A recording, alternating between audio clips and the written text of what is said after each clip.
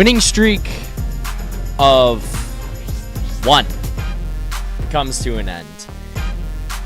Maple Leafs dropped this one in overtime 3-2 tonight to the Columbus Blue Jackets. Now,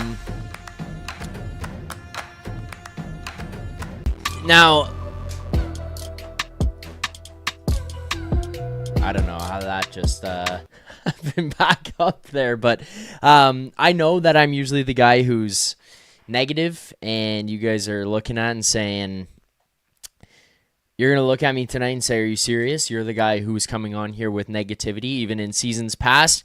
When we watch this team and the games, when they've won, I've kind of come on here and said, well, it wasn't the right way, and you got lucky with one. You didn't deserve that one.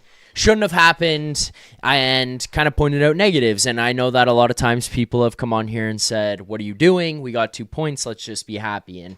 And Vic was one of those guys who came on here the other night after the win against the St. Louis Blues and kind of gave it to people who were talking about, you know, it was an ugly game and you know, maybe they didn't deserve to win that one or wasn't so happy about it, blah, blah, blah, and saying, hey, let's just be happy. And to be honest with you, I'm going to kind of take a more evened out approach to this one tonight and my thoughts on it. If people disagree, I'm happy to hear it. If people have comments and they want to call in and give their thoughts on this one, if they agree, disagree, whatever, I'm happy to hear anybody when it comes to this game tonight and hear how you guys feel. I'll send the link to join in a moment so that we can get your thoughts. But I kind of feel okay about this. Obviously, I would much rather get the 2 points than just having the loser point in the 1, going to overtime and having it wrap up there. But I thought that this was a much better game from this group. I think all the way around, we saw these guys much more engaged. I think that there are some clear negatives which will be brought up throughout the show tonight, and I'm happy to get into all of those. But I actually felt like this was a pretty good game from this team. You know, when you think of, think about it this way, and this is kind of how I was trying to approach this one. There are some very clear negatives going on with this group that we're creeping into every single shift, every game, the way we talk about it, the way we think about it, and what we're looking for. And, you know, one of the main things that I want this group to do is to start to be able to change some of those little things. And, it's like being engaged and having enthusiasm or energy or whatever adjective you want to use to describe it in that sense, but like being interested in being there, like looking like you want to be there and playing like you want to be there was one of the things I was thinking about with these guys where I'm like, okay, like let's see more of that from them over the next little while. Let's see them start to get into the flow of things and be hard in on the forecheck and engage in battles and go to the front of the net. And that was something they did a whole lot more tonight. It's something they started to do a little bit more against St. Louis. I think a lot of that comes from like, hey, we're missing a bunch of guys. We have to step up in their absence. What can we do with that happening? And I think the first step, is guys coming in who are fighting for spots or not regulars in your lineup and kind of saying, hey, we got to push because I want to show that I could stay here. I'm not just a guy to plug and play and fill in a spot. You look at Jacob Quillan, you look at Sammy Blais, Easton Cowan, who's trying more and more and more to show that he belongs not just in the NHL, but in a prominent role with this team.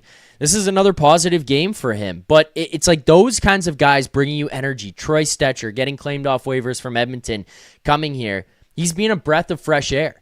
I think that these guys have shown much more pushback, much more fight. When they get down in a game, they're kind of stepping up into this one where it's like, hey, we're not going to get pushed down.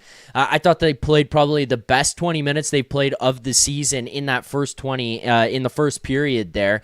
That was one where they kind of came out ready to go. You carried it through all the way to the end of the first period and just continued to do the right things. There are mistakes. There are things that need to be much better. And if you want to consider this team or talk about this team being one that could compete for a Stanley Cup, you're not there yet. And you're missing a lot of little pieces. And obviously, no Matthews, no Knies, no Nick Waugh, no Chris Tanev. Those guys being out of the lineup are also other pieces that get you over that hump. But, you just kind of got to start at ground level, considering we basically hit rock bottom with this group when they lost 5 in a row going into the game against St. Louis. But it's just like getting yourself ready to go from the opening puck drop, carrying some type of energy and enthusiasm into the game throughout the entire thing, and then picking off little things that you need to do along the way were important. And we'll break all those down. I'll talk more about stuff that I did like, stuff that I didn't like in this one, and areas of improvement I can see going forward, as well as maybe some players that I think might be pushing themselves out of maybe a lineup in general, not just the top 6 role here with this team. And I think a lot of the chat is sharing a very, very similar thought process when it comes to this same player. So we'll get into all of that here tonight. And tonight's show, as always, is a presentation of Bet365. Make sure to hit that like button, subscribe here to the channel, Leafs Nation 401 right here on YouTube. Thanks to everyone who has subscribed over the last little while. Our next goal here on the channel is 20,000 subscribers. So you guys hit that like button. You subscribe to the channel. It helps us every single day get closer and closer and closer to our goal. As well, over the last couple of shows on the After Dark specifically, I believe in the last little while, we've raised approximately $300 to $400 here just on the post-game show for proceeds going to SickKids charity, and that's from you guys in the chat sending in your super chats. You want to get a question or your comment read on the show, proceeds from your super chat go to SickKids charity, #1 hospital, children's hospital in Canada, #3 in North America. So make sure to get that those proceeds in. You want those read, you want your questions asked or answered, send them in. A lot of different stuff that I see going on in the chat, but let's get back to some of the things that I saw positive, and I will try to acknowledge the chat as we continue to go on here and pick off some things, because I see a lot of stuff going either way, where it's like some people are saying, get these guys the hell out of here. We've got new Pierre Engvalls. We have give Johnny T the C back. Like it's all over the place right now, but let's start with positives, and then we can kind of flip-flop back and forth. So, let's start with another thing that I think we're looking for, and hoping that the Leafs are going to be able to start to display at some point in the next little while, and that's attention to detail in the defensive zone. It would be a lie if we said that the defensive zone and the defense in general was fantastic over the last 2 games, or in this game in particular. Like, it's not like this has been this amazing shutdown group that won't give up anything. They won't concede chances. They're not allowing anybody into any high danger areas. But, I look at that first period in particular. We walked away from that one. It was Luke Fox tweeted out, the high danger chances for the Maple Leafs were 9. The high danger chances for the Columbus Blue Jackets were 0. That's not something that we've been experiencing with this team through, I can't say every single one of the first 20 games, but a strong portion of the first 20 games where it just felt like it was open season on the Leafs goaltenders and in the Leafs zone. And it was from the forwards not buying into the defensive zone. It's from the defense making dumb decisions, misreading things, not trusting each other. And then it was from bad goaltending. And it's just, you're getting hung out to dry. You're getting absolutely jammed in your own zone. And then you're giving up prime opportunities. It took basically until the second period for Columbus to have any type of sustained ozone time. And I think one of the first times that they actually did was when that Voronkov goal went in off his pants. That's pretty much one of the first times that we saw Columbus really sustain any pressure that turned into anything serious. And again, back to some of these mistakes and like these mind dumb things that these guys are doing, like where it's just like mental errors that don't need to happen, unforced errors. They brought it up on the broadcast, so like I'm not going to try to take that much credit for it, but it was glaringly obvious when it happened, and Jeff O'Neill brought it up again in the first intermission, was Calle Jarnkrok starts flying the zone on the right side as the right winger, the weak side right winger. Morgan Rielly in the corner never even takes a look to see where anybody is and just starts skating up the wall into the corner and just doesn't even look around to see what's there. If he takes one single look, he's going to find Calle Jarnkrok is available. Calle Jarnkrok is the guy that's across that you could kind of try to make a pass to for the breakout, which will tie back into something in a moment. But Jarnkrok also does not support down low, which is something Berube's been talking about with wingers supporting the defense down low in the zone, because this team has been struggling with breakouts. Again, not perfect here tonight. Good, not perfect, but he's got to come down.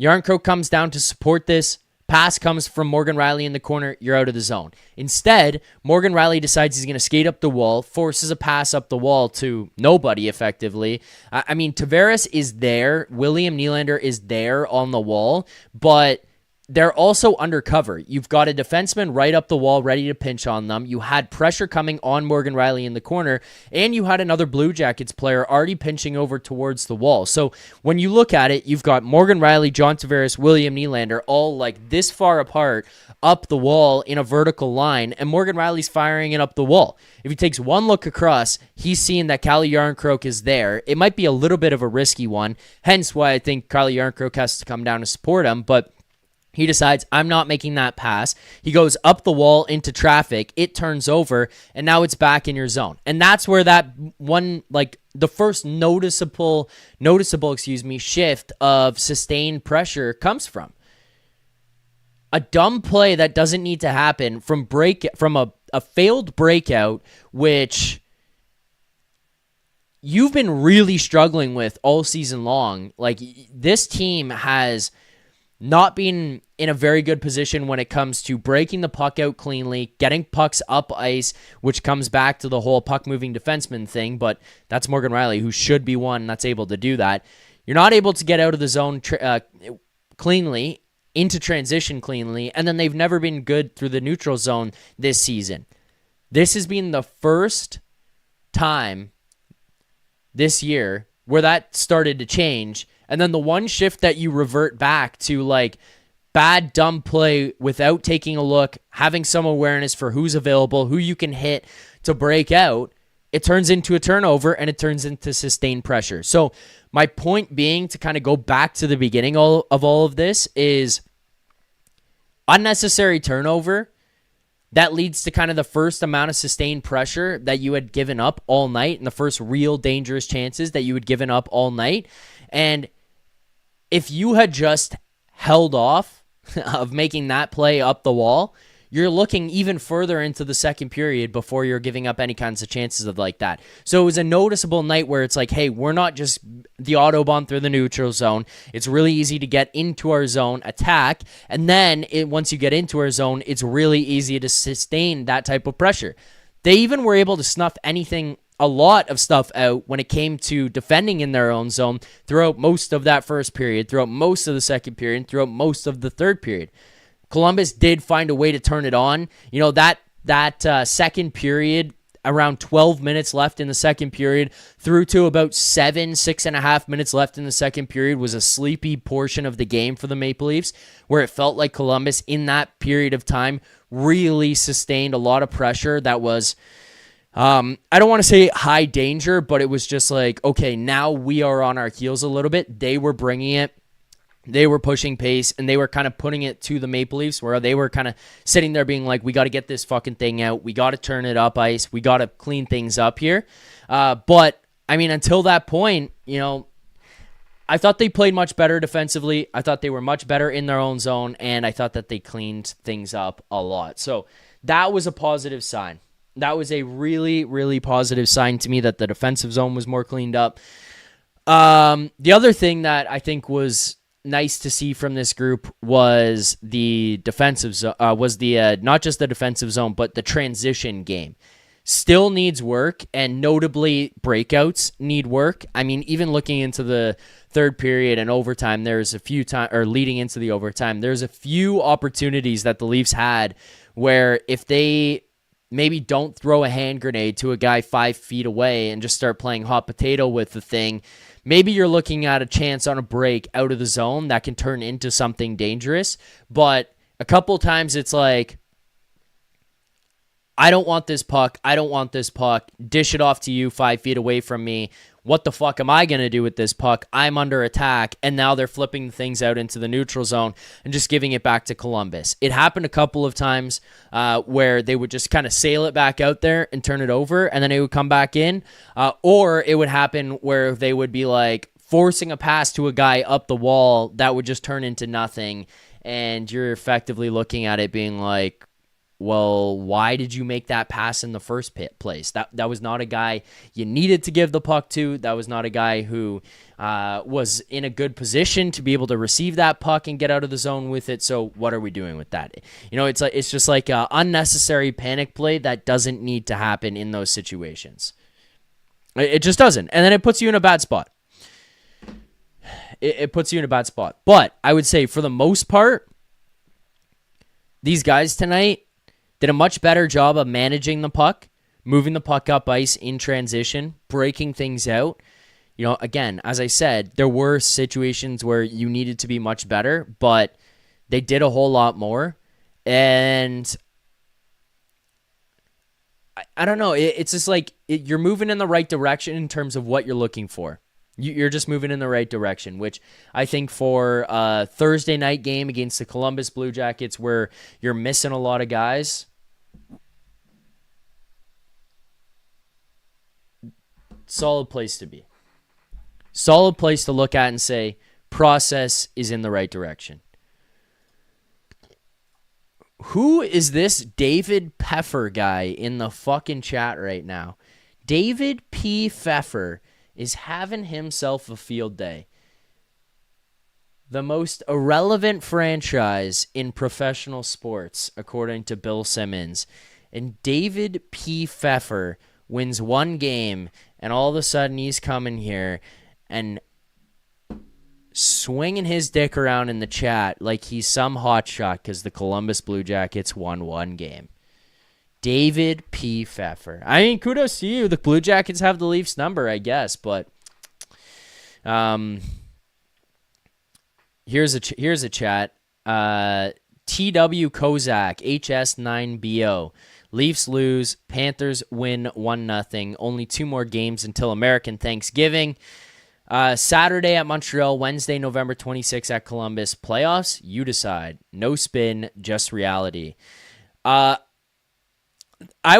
I would say is looking at the standings, and again, this Leafs team is not a team that could win the Stanley Cup as they're currently playing or as currently constructed. I don't think that that's a hot take to say that. I don't think I'm saying anything unbelievably, outrageous or incredible by suggesting that here on the postgame show. I think the vast majority of people here in the chat would agree with that take as well. But the one thing that I look at, I still believe, I said it at the beginning of the year, this is a bare minimum a playoff team.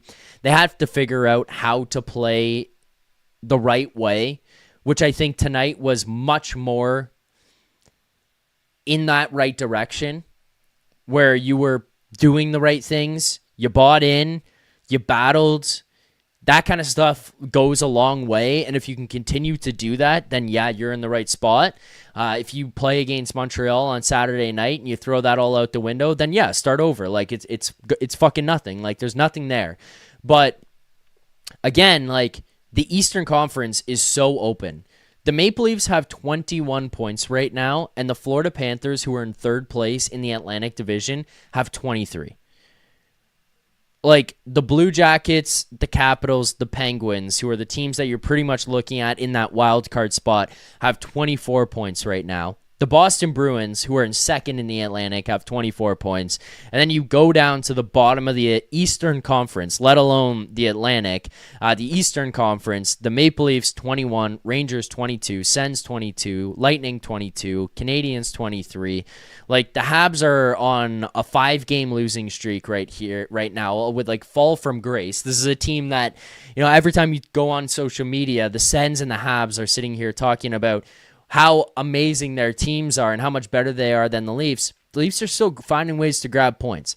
Again, I'm not saying this to suggest in any sort of fashion that this is a team that can win the Stanley Cup. It's not. It is not. But I think they're a playoff team. I think they can find a way. You need to learn to play the right way. You need to learn how to play as a team. And then you have to add some pieces and probably change pieces. And you're just still in there. And this is the first couple of games. These are the first couple of games that I've watched them play and being like, those are the right things to do. That's the right approach to the game.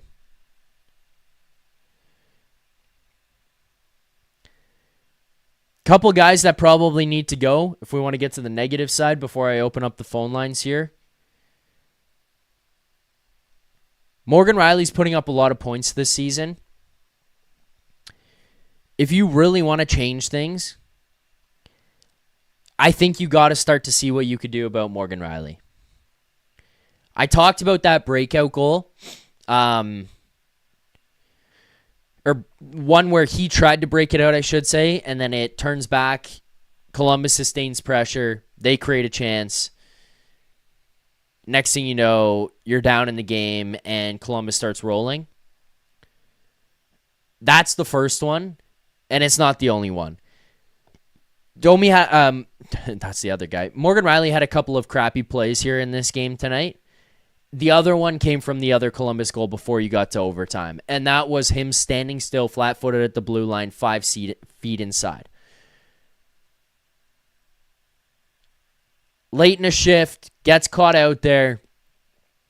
OEL wasn't a Norris Trophy defenseman standing back there making an incredible play to stop Fantilli from shooting the puck, but, it's a calamity of errors. You watch Columbus get in the zone very easily, which is something that this team has been just giving up these opportunities over and over and over again when it comes to kind of how easy it is to play against them in their zone. Well, it starts with getting across the blue line, and that's one. Morgan Rielly backs up across the blue line, and he just stands still. It looked like me in the third period of beer league after I've missed a couple of weeks, and I'm like, holy shit, I'm gassed. We only have 6 forwards tonight. I'm dying. Morgan Rielly's standing there with his stick in his hands like this, straight-legged inside the blue line.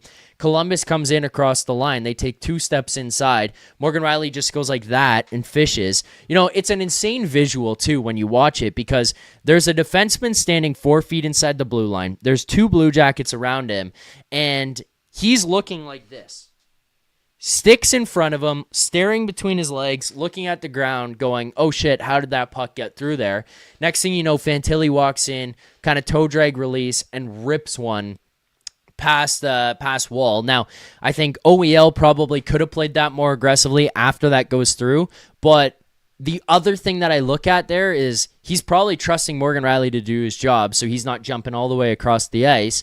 And then the final part of it is, and I'm not saying this to be a dick because I want to give him a lot of credit on the night here tonight. I thought he played amazing, but Joseph Woll probably could have had that one. It's not one that I would blame him for, but he probably could have had that. So again, you're talking about these soft entries and bad plays and bad decisions. I just continue to look at Morgan Rielly, and I think this is a guy that's been here since day one and just cannot figure it out when it comes to playing this way.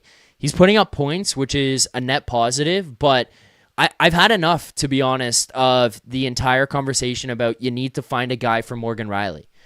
I love what Morgan Rielly has done for the city, for the fan base, for the community. I love it, but Morgan Rielly has played with 48 different fucking defense partners back there, and every single time we continue to say when we watch him and these partners, we just look at them and we go, oh, well, that guy doesn't work with Morgan Rielly. Well, that guy doesn't work with Morgan Rielly. That guy doesn't. And it's like we continue to blame all of these other people.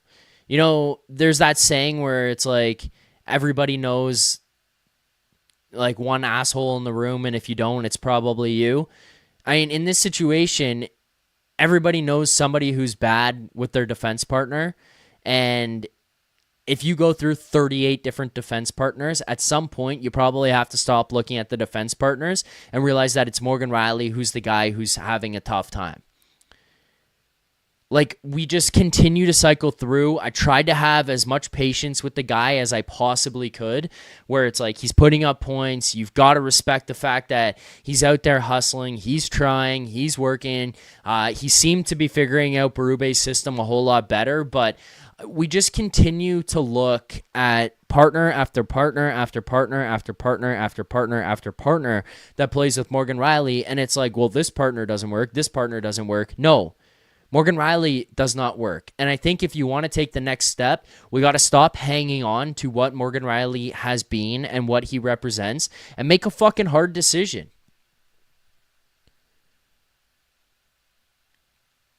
Yeah, it might be a tough pill to swallow because he is beloved, and I think he is a beloved player in that room by the fan base, the organization, all of it. No doubts there. I have no issues with him as a person.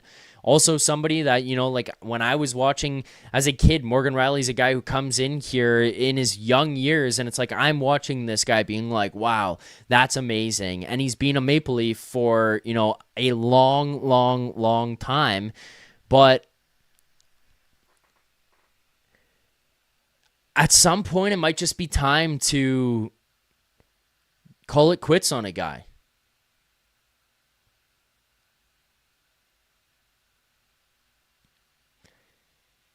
It's a big ticket back there for not enough. Now, mind you, in a rising cap, 7.5 or whatever it is that he's coming in at is not that much of a hit when you get potentially 68 points. But for the goals that he seems like he's at fault for or involved in as often as he is, it's a hard pill to swallow. And I think one of the main reasons they went out and got a guy like Brandon Carlo is because you were under the impression that he was going to be the piece to help solve Morgan Rielly. And unfortunately, I think that Morgan Rielly has done more damage to Brandon Carlo than anything else. Which sucks, because he paid a lot to get Brandon Carlo. But here you are. If you haven't yet, hit that like button. Subscribe to the channel, Leafs Nation 401 right here on YouTube. Appreciate everyone who is here watching right now, participating in the chat. If you do want to call into the show here tonight, the link is being sent into the chat right now. I see a lot of people suggesting that you might have to eat salary on Morgan Rielly. I see people suggesting that you're going to have to send him to the AHL and let people take him from there. I don't think that that's necessarily the case. There's somebody who would take him. The issue, I don't think, is as much Morgan Rielly's point production. Salary cap, when you consider his point production, I should say, because of his point production right now. But I think that the issue is he's got a no move. So he's got to dictate if he wants to leave, where he wants to leave. And then once you start to figure that out, yeah, it might make your decision a little bit tougher.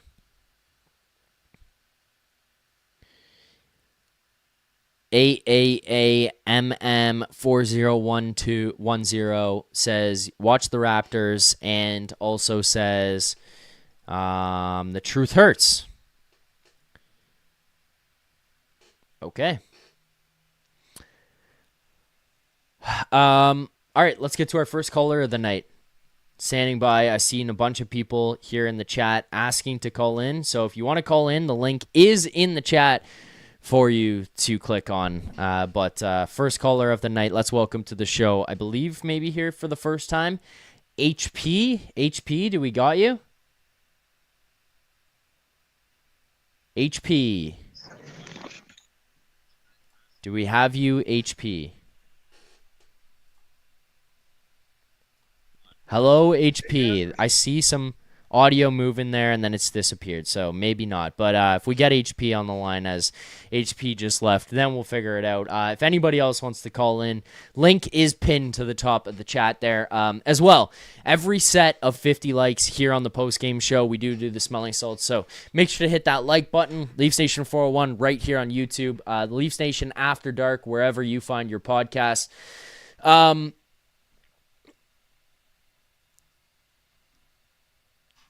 Let's get to another negative while we see if anybody else wants to call in on this one. Let's get to another negative.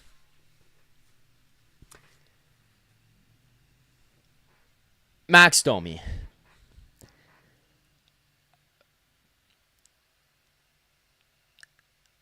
Technically here, hometown kid. Dad played for the team. You know that he's got... a passion, he brings intensity, he brings fire. It's possible that part of the problem is that he's still miscast, because the big conversation is just being the whole time, well, he's not a centerman. Well, he's not a centerman. Well, he's not a centerman. And that still stands. Like, he's not a centerman. I don't want to see him play center. I don't want to see him play in your top six. And I don't want to see him play center in your top six. But then you have to start to have the conversation where it's like, okay, what does he bring? Now, I think part of the problem here right now is we haven't seen him enough playing at the wing in the lower six of this lineup as this is constructed right now for us to make the long-term decision on him. And what I mean by that is it's possible that it could turn out well where he could bring you positive value and he could be a positive insert into that lineup when you go bottom six winger, if you keep him away from center and you keep him away from the top six. But then as it's kind of brought up in the chat, he's making too much money for what he can bring you in the bottom six. I like him too, as in Cowboy Boots brings up. I like Max, but man, he is struggling.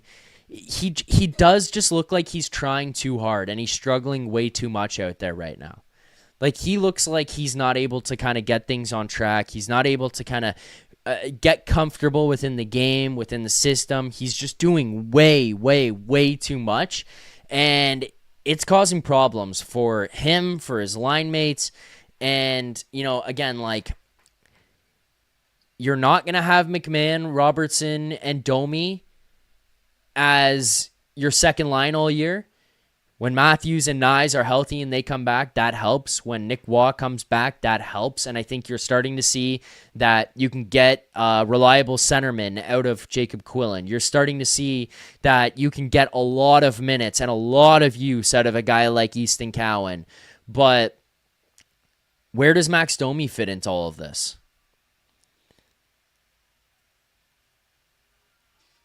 Where does Max Domi fit in this lineup? At the cap hit that he's bringing in right now, it's tough to justify. We got another super chat here. Not super chat. Wow. The words I'm throwing out right now are all over the place. We got a caller here on the line. HP did not work out. HP left. Let's welcome to the show here. Longtime friend of the program, Alex A. Alex, how's it going tonight? Pretty good, Zach. How are you doing? Not too bad. I feel good about the way they played tonight. I wish that they won, obviously, but I feel pretty solid about the way they played in this one. Yeah, I agree with you 100% on that. I mean, I like the effort.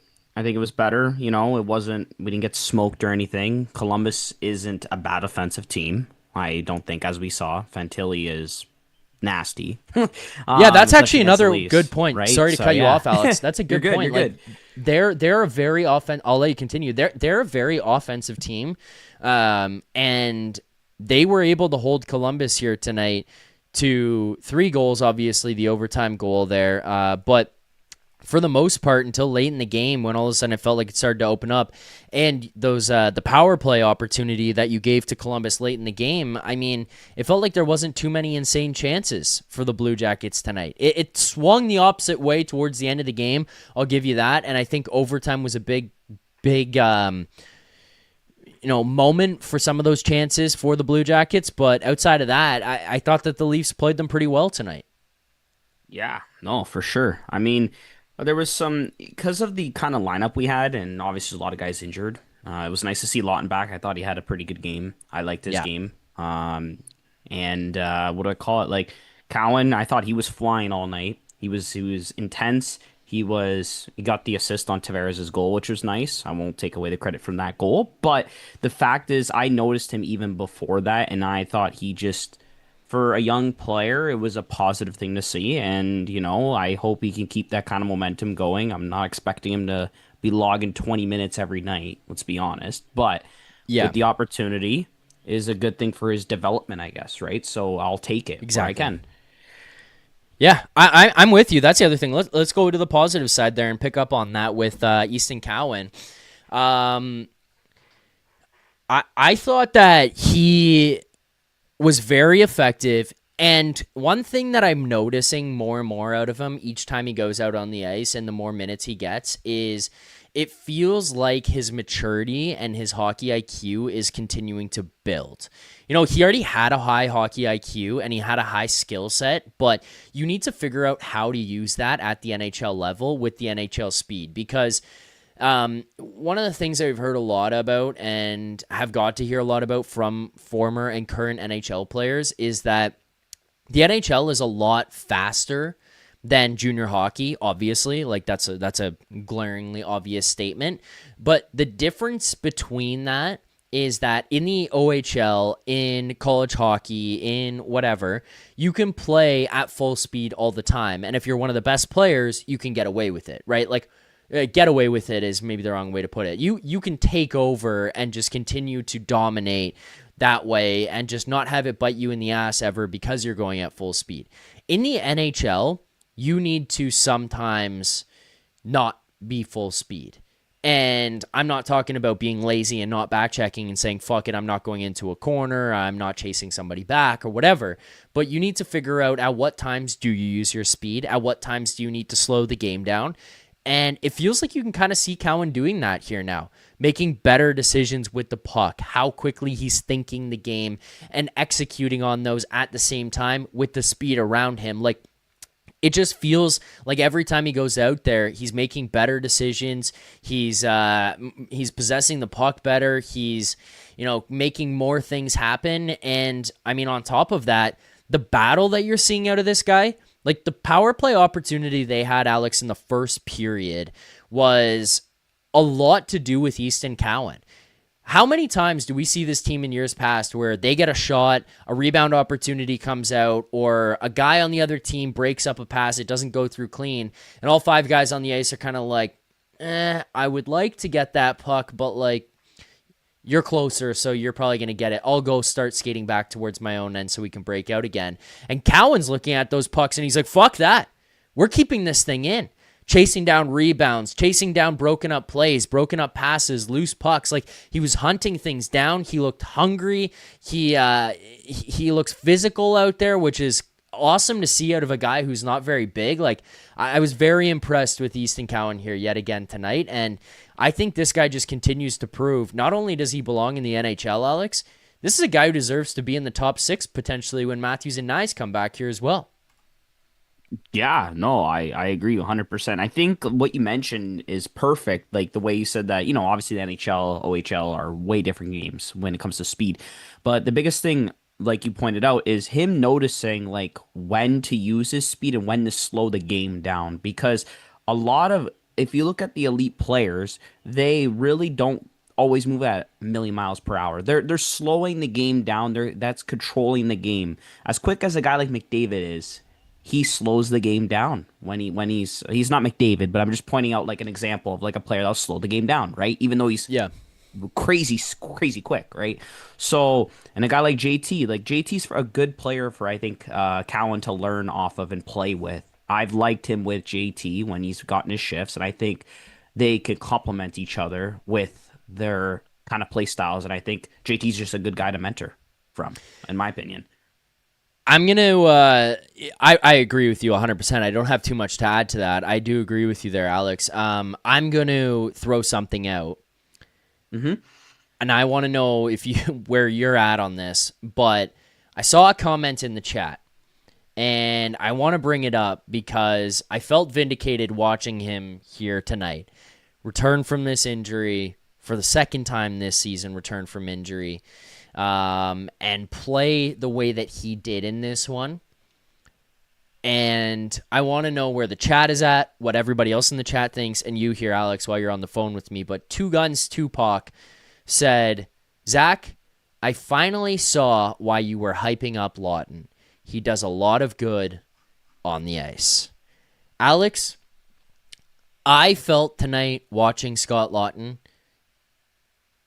so vindicated in my belief in this guy and what he can bring. Was the price they paid for Scott Laughton a little expensive? Yes. Is Scott Laughton a guy who can be extremely impactful in this lineup and a very, very useful piece for you as you try to get yourself back into a playoff spot? And then if you do get to the playoffs, a guy that can help you do the little things and help you get over the hump in the playoffs? I strongly believe the answer is yes. You know, one of the things that he does that we can't see, but we've heard about from guys who were his teammates, who are his teammates, we hear from current and former coaches, is the presence in the locker room. Having him away for this long is definitely not helpful. Having him not be in there every day for practice, for workouts, for meals, for post-game therapy sessions or physical therapy sessions, for all that, having his energy and his leadership away is not helpful. Then you go to what he brings on the ice. He is an intense motherfucker. Like, he battles his bag off. He goes balls to the wall every single shift. He goes into the corner. He goes in front of the net. He goes in and blocks shots. Like, we saw that one that leads to a chance at the end of the penalty kill that turns Matias Maccelli up the ice for an opportunity where he actually ends up making a great move. It's him and Lorenz on a rush up the ice. He cuts back across, gets a shot off, doesn't go in, but it starts with Laughton on that penalty kill, blocking that shot at the end of the penalty kill in the third period. You look back to the first period when they had those couple penalty kills. He's the guy out there who's creating offensive opportunities off of those chances. He's the guy that's going out there and winning draws. Like, Scott Laughton, to me, in this game, he has to continue it. He has to do it against tough competition, and he has to find a way to slot in here on a consistent basis where night in and night out, you watch him and say, that guy's making an impact. But Alex, this was the first piece of it to me and first step in the right direction where I saw Scott Laughton start to make an impact that I went, that's why you have Scott Laughton on this team, and that is why I was backing this guy so heavily and saying he was so missed to begin this season. Do I think Scott Laughton being here, by the way, makes them out of the basement and the second last place team in the Eastern Conference?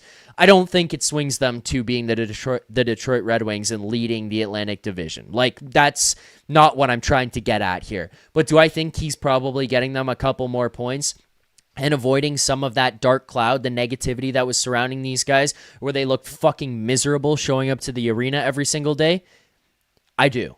I do genuinely believe Scott Laughton has that impact. Alex, that was a long tangent about Scott Laughton, and I see where people are at in the chat. It seems like some people are starting to sway that way. Are you with me on this?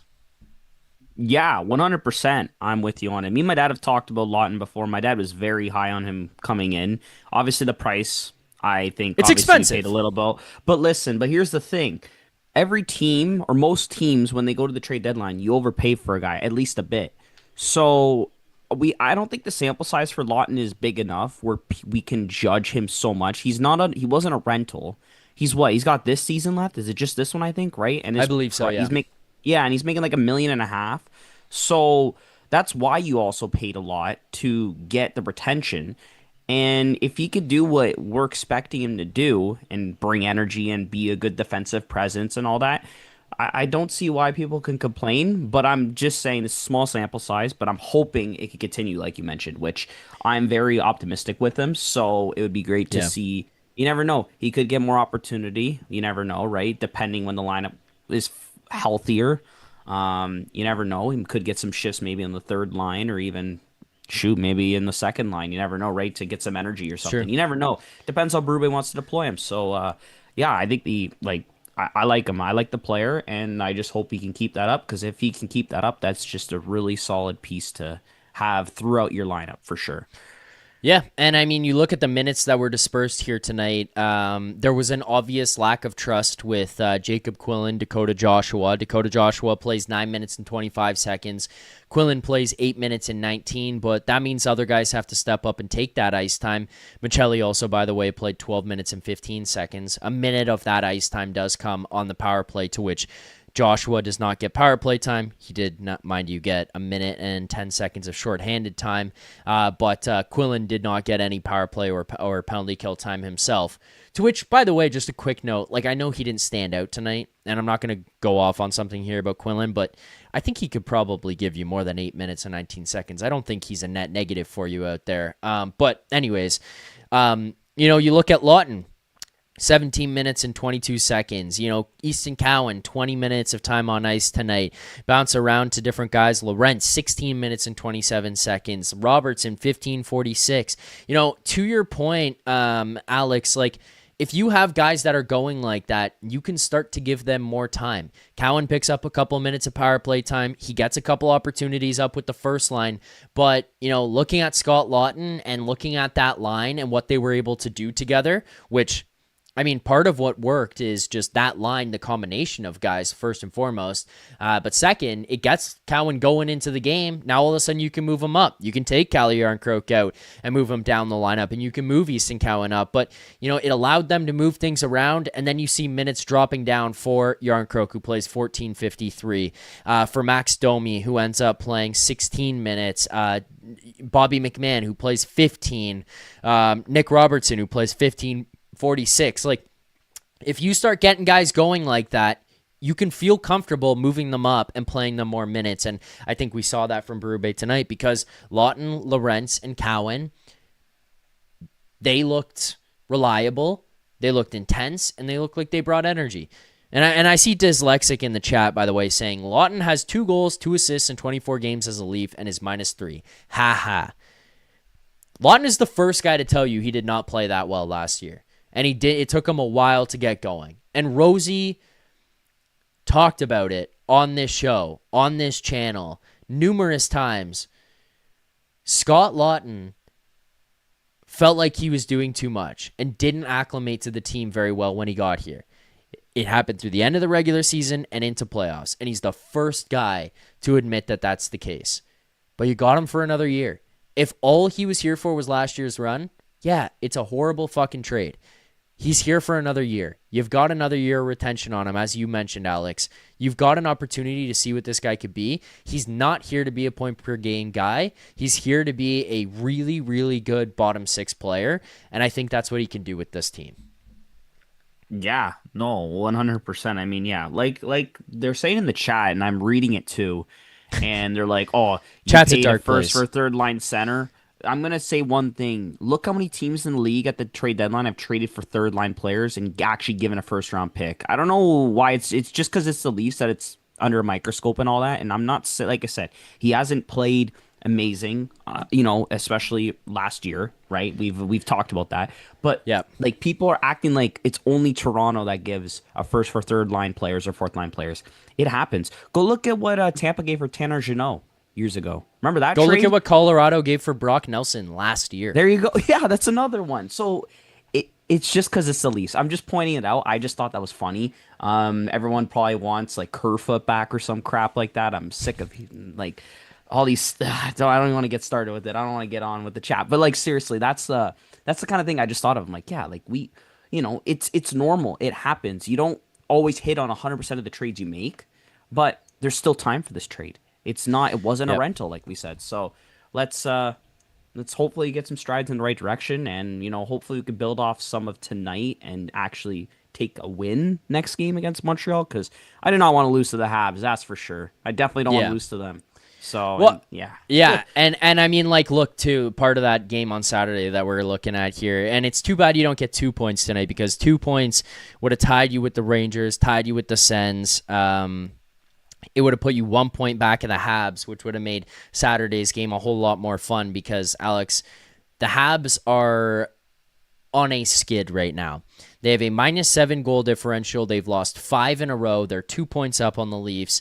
And if it had been a 1 point game, that could have meant the Maple Leafs would have jumped the Sens and the Habs with a win on Saturday night, which would have been pretty fucking funny. I mean, given all the shit that's been talked 20 games in about that's the one thing that I would want to do is and would jump on. And you want to call me a troll, that's the one where I would be a troll. And knowing that it's early in the season, I fully understand. But Alex, oh, I would be the biggest troll if our team was so shit. Or if our team fucking sucks so bad, as Sens and Habs fans were so quick to jump on, if they fall behind the Maple Leafs as of Saturday night, which I guess at that point you would be tied with the Habs if you beat them on Saturday, but Yeah. if they fall behind, what does that say about your team? Huh? Where are you at right now? Alex, is there anything else you got for tonight? Any other players you want to talk about or touch on in this one?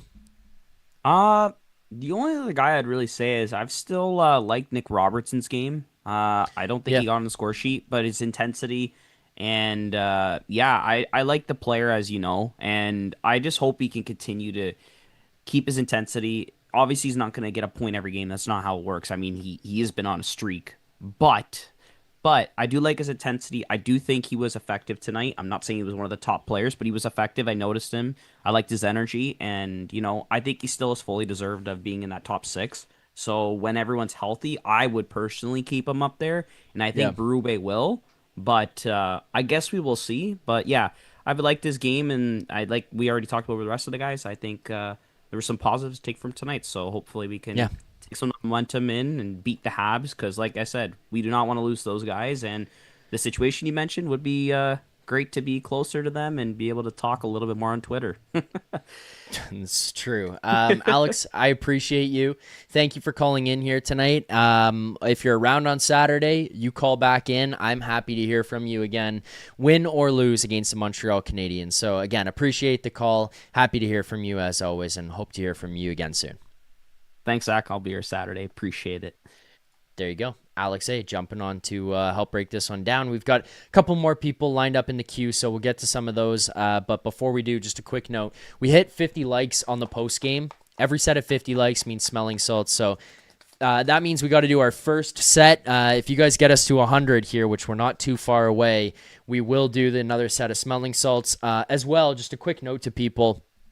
Here on the channel, Leafs Nation 401, earlier today, Alex just brought up Nick Robertson liking his game.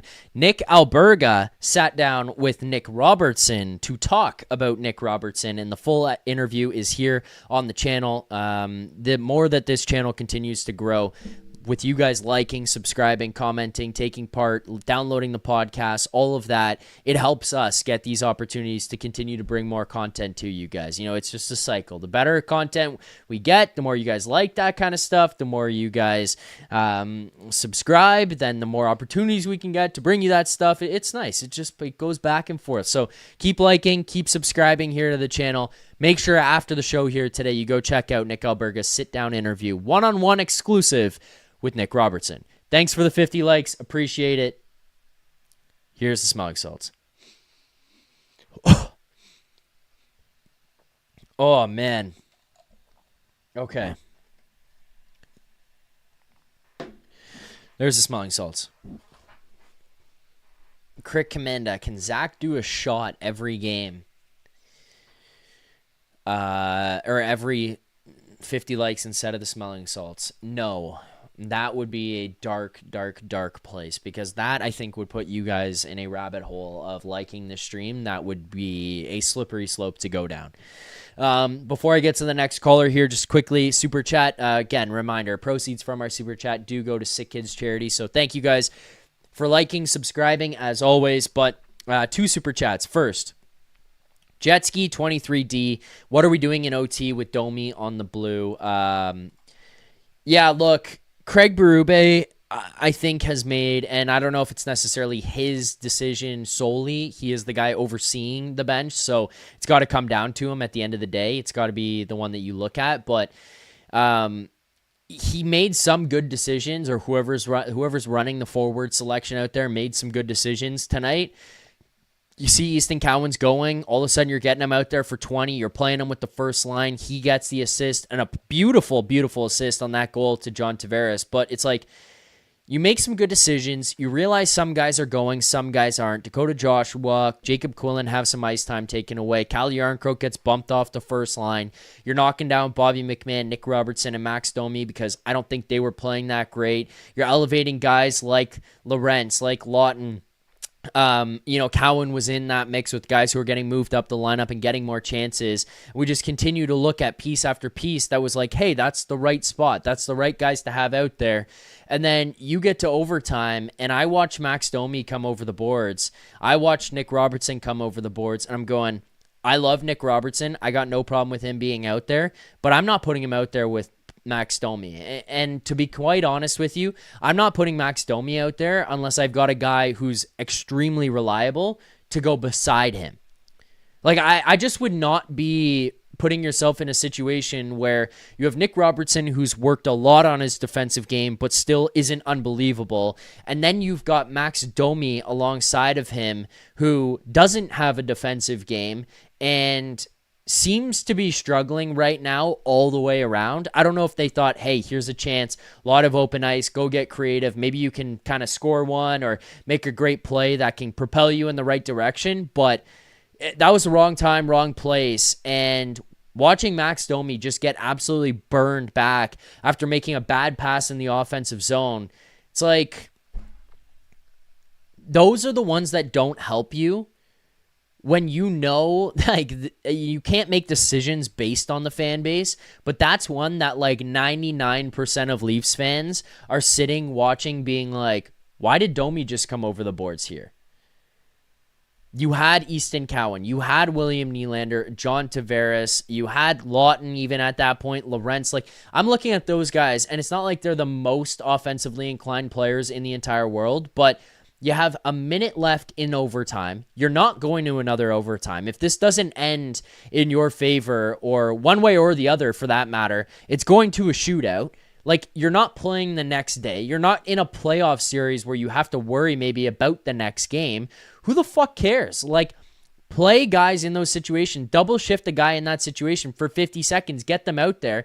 And then the other thing is, I know when you look at offensive upside of like a Laughton and a Lorenz versus the offensive upside of maybe a Max Domi and a Nick Robertson, it's not quite there. Like, you're going to be outweighed when it comes to Domi and Robertson, what they could provide long-term versus what Laughton and Lorenz could provide you. But my counterpoint in a game like this is a vibe situation. Laughton and Lorenz played really, really, really well tonight. I thought they were defensively responsible. You also have Easton Cowan there, who you gave 20 minutes of ice time to.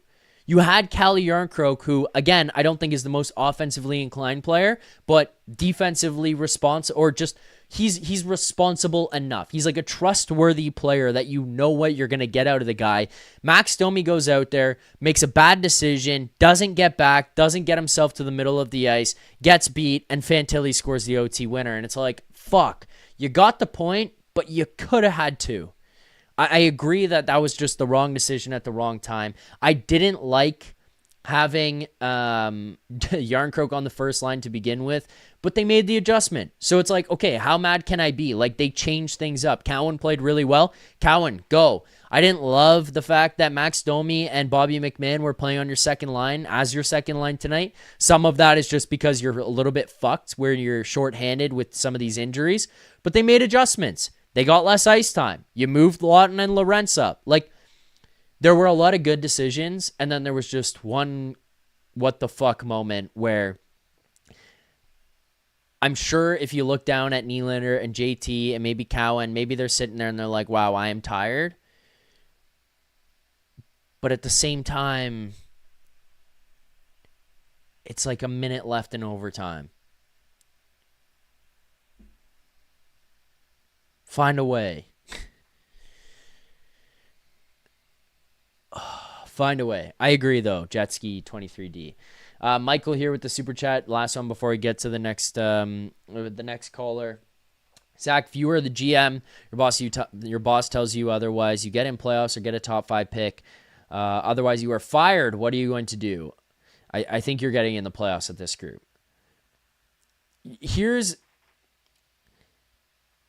Let me answer this question first and why I think this is a bad question and not a good question. And then I'll expand on more sensible stuff here, Michael. First of all, I'm of the opinion that this team as currently constructed, not how they had played through the first 19 games, but as constructed, is a group that should be in the playoffs. Win the Stanley Cup? No. Do long-term damage in the playoffs? No. But your options here are get in the playoffs or get a top 5 pick. So get in the playoffs. I think they're constructed to get in the playoffs. Again, do damage? No. But get in the playoffs? Yes. And if they play like they played tonight, it will turn around. And again, to the point, missing Matthews, missing Knies, that's 2/3 of your first line. I know you're still looking for another top 6, but those are 2 big pieces who play a lot of minutes. That's less minutes for the guys like Domi and McMahon. That's less minutes for your Dakota Joshua if you don't like him out there, and Quillan and blah, blah, blah. That's less minutes for those guys. So naturally, your team is going to improve when they come back, and if they can jump on this thing and it's heading the right direction, then you're in a better spot. I think you're closer to being a playoff team than you are to be a top 5 pick. The other aspect of this is that you have to legitimately get rid of players and people to get yourself to an area where like you would be a top 5 pick. And there's a chance if you finish 4 or 5, you can get bumped out. So it's not guaranteed that you get the top 5, in which case I think you're going and just you might as well just make the playoffs. I think you're much closer to that. Okay. Let's get here to the next caller. He's been waiting for a little while. He's a fan favorite. There's no way around it. I don't know what it is about you guys. You love having him on. Honestly, I enjoy having him on too. It seems like a good battle every time. But let's welcome to the show the man, the myth, the legend, Prague. Prague, how's it going here tonight? Good. Yourself, my friend? Not bad. You know, it feels like a little bit of a loser mentality to look at this one and say, hey, I'm happy with the way this game went, but I thought they played the right way. I thought they did a lot of positive things. I thought that they corrected a lot of the mistakes that they were making early. There's still a lot to work on. There's still a lot of mistakes in this one, but I thought we saw a lot better game from a lot of guys in this lineup. I thought we saw a lot more buy-in, a lot more engagement. Even William Nylander's out there throwing hits. Johnny T continues to just be a fucking wagon out there. So, yeah, I wish that we saw a win. 2 points is a lot better than 1, but much happier with the fact that we played the right way tonight, Prague. Yes, but that's not the way. Like, we played the right way, but I think it's more like we played less like how Berube wants and more like how we used to play. I'll be honest. I don't with think you. so. Because I don't think so. I think that was far more of Berube battle, grit, grind that thing out, get north-south, not going east and west type of game. And it was just committing to doing the things he asks of them. Still, like, overall, you were saying that uh, you think we can get into the playoffs? What does that matter, honestly? Like, no, I'm just saying, what's the point of that? What are we going to do? We're going to get into the playoffs, and then who are we going to get to help Matthews or on his right wing? What are we going to do? We're going to pay $10 million to Tuck? Like, I'm saying, um, I've seen enough. Like, I like Lawton, but the only people that paid first round picks for any of their players last trade deadline were the Leafs and Dallas. Who did Dallas get? In Colorado. Colorado paid a second. No. Colorado paid Will Zellers a second, but they were dumping Casey Middlestat's uh, contract. Well, Who what did did they Dallas pay get? for Nico Brock Nelson? Rantanen. Because they gave up Cal Ritchie, who's a unbelievable prospect, better than Because they need Minton and Grebyonkin. I'll tell you that. no, but like Cal Ritchie, they got a center who's their sec 2C.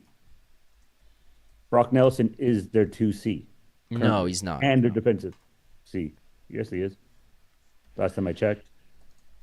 But anyways, either Okay. way. Anyways, So, and he's fast, and whatever. They don't have a long-term contract, but either way, um, my point is, what is the purpose of this? Like, we get into the playoffs, we get smoked, right? Because I don't see us. Um, I don't see us like we might be able to get into the playoffs. Let's say we do, and I think we could turn it around. Fine, we could turn it around. But who are we beating? Who are we beating? I'm asking well, you I for don't know because right now, I would say if you have to go through the Atlantic Division, like this is the thing, and I'm not trying to put a positive spin on this and say that they can do anything because I think you're fucked once you get to the conference finals if you were to get there, and then the Stanley Cup finals for that matter. When you look at the West teams, but like Detroit, Pittsburgh, Washington, like, yeah, the Metro, Carolina, New Jersey are tougher teams. The New York Islanders, I think, are going to regress here. The Tampa Bay Lightning, I'm just interested in monitoring how they continue to go through this. Like, great win for them here tonight against the Edmonton Oilers. But, like, the parity that we're seeing in the NHL right now, Prague, again, I'm not trying to say that they're going to win the Stanley Cup. I don't think they win the Stanley Cup as currently constructed. They need work, and they need to change the way that they need to continue to fix, the way that they're playing. There's a lot of work that needs to be done, but it's just like to say they're not going to beat anybody or they're going to get their teeth kicked in. Like, I just think, yeah, Florida can probably find a way to just do it again. But I mean, I look around the rest of the line, the Eastern Conference right now, nobody is a juggernaut other than like the Carolina Hurricanes, which I would rather stay away from. And the New Jersey Devils, they're a really good team, but there's concern there for me that they're a little bit of a paper tiger, and they're one of the teams that will do what the Maple Leafs did. So again, I think once you get to the conference finals, that's when you probably get fucked by like the Carolina Hurricanes, and getting to the finals, the Colorado Avalanche, the Dallas Stars, even looking at like the Winnipeg Jets, those teams, they probably take you to the cleaners. And those are the teams that I would anticipate from the West would get there. I don't know how well Edmonton's going to fare just having been through so much hockey over the last little while. But like, I don't know. We talked about how this team needed to change their identity, the way that they played, the way that they were constructed.